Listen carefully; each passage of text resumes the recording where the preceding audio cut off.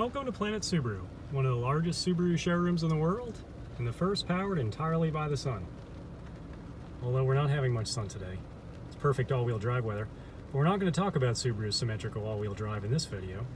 We're going to focus on this touchscreen that Subaru introduced first on the 2020 Outback and 2020 Legacy. So let's jump right in. This 11.6-inch screen is standard on all 2020 and newer Subaru Legacy and Outback models, except for the base models of those cars. We sell very few base models, so almost everything that drives away from Planet Subaru is going to have this unit in it. To compare the size, I brought my iPad out.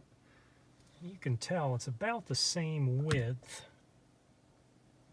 and the height is a little greater on the Subaru system because you can see that the screen on the Subaru system includes those HVAC touchscreen controls at the bottom there, which would, be off the screen of the iPad. I compare it for no other reason than you can get some reference for the impressive size of the system in the Subaru. There's a principle in ergonomics known as Fitt's Law, F-I-T-T'(S). And it says that the closer something is to your eyes and the larger it is, the easier the time you will have pushing on it. And you can tell that Subaru laid out the system here in accordance with that law. The tiles are very big and they're relatively close at hand.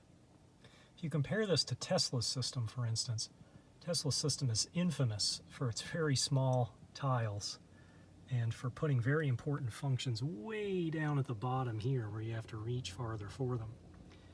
Subaru used the idea that the things you're going to be using the most, touching the most, are going to be higher up and closer to your face. Subaru brought almost all of its comfort and infotainment features inside that touchscreen universe, but they did leave a few hard buttons. You're looking now at the temperature adjustment for the driver, and there's another one for the passenger.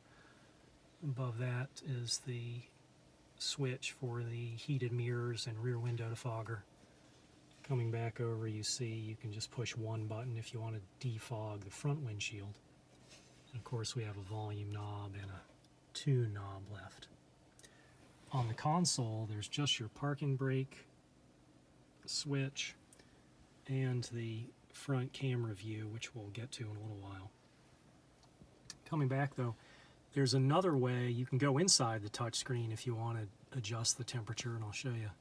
Car isn't running, so I can't actually adjust it right now, but you can see you could slide a lever along there to change the temperature. And of course, if you wanted to turn on your heated seat, which used to be a hard switch in the older models, now you activate that here. So you do have to push two buttons for the heat seat function, whereas you used to only have to push one. So it does take a little getting used to, but fortunately the buttons are pretty big. The front view camera comes standard only on the higher trim levels. I'm sitting right now in an Onyx edition.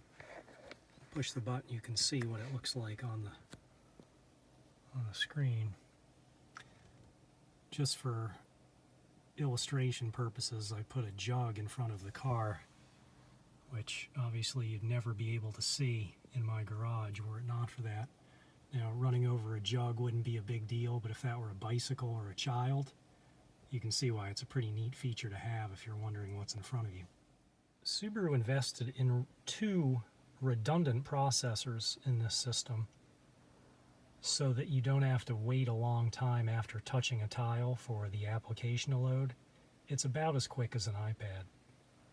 You'll notice we actually have three groups of information showing right now. We have the HVAC controls at the bottom, your tile selection in the middle, and then there's the screen up top, which you can choose to decide what you want to see.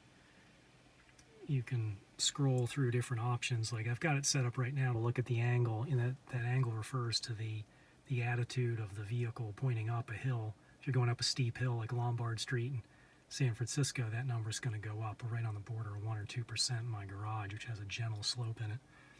You can also just run with the weather as the regular feature at the top, or X mode choices can be found here, and you can just leave them. The Onyx edition has a choice between two different modes of X mode.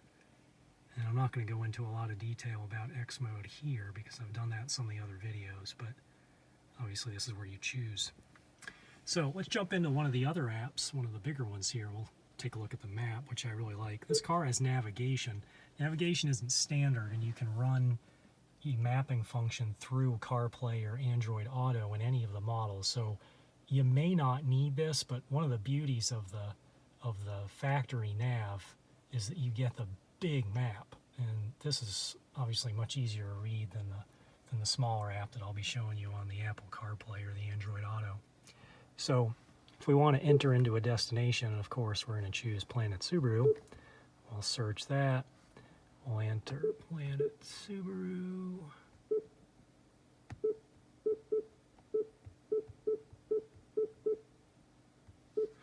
Now it's not coming up with anything because it's looking for addresses just very close to us. So we'll go to points of interest and use the whole map, and now we'll find it. Go ahead and push on that. So turn-by-turn directions, it's just so easy to read. This is really nice. Let's take a look now at the Apple CarPlay function. This tile illuminates automatically when you plug in an Apple phone. If I had put in an Android, we would have gotten Android Auto instead. You can see the map isn't quite as big.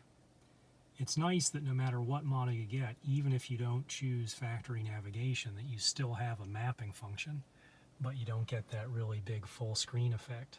And that's not because Subaru is trying to punish you for not spending more money on their options, but that was dictated by Apple.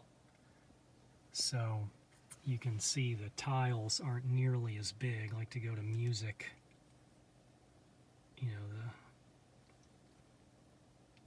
you got to be a little more precise in what you're pushing on. All the functions are there.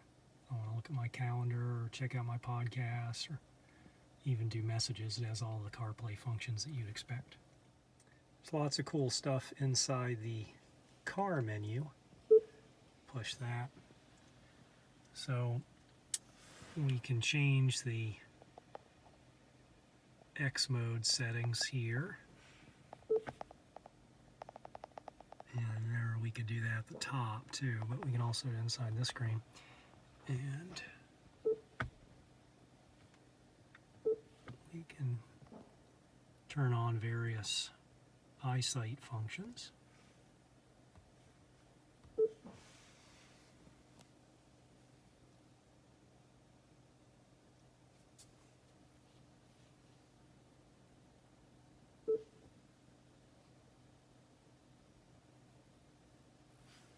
This, for instance, is on the adaptive cruise control. You can set just how enthusiastically it will accelerate to catch up with the car in front of it if the car speeds up in front of you. I like it dynamic, which means a little more rather than a little less power. Many more selections are found within the settings tile. First thing that comes up will be some eyesight choices, and you'll see you can change the length that the interior lights are on after you open up a door, or how long the defogger stays on. One of the first things I always do when I get into an eyesight equipped car is go to this lead vehicle acquisition sound and turn it off.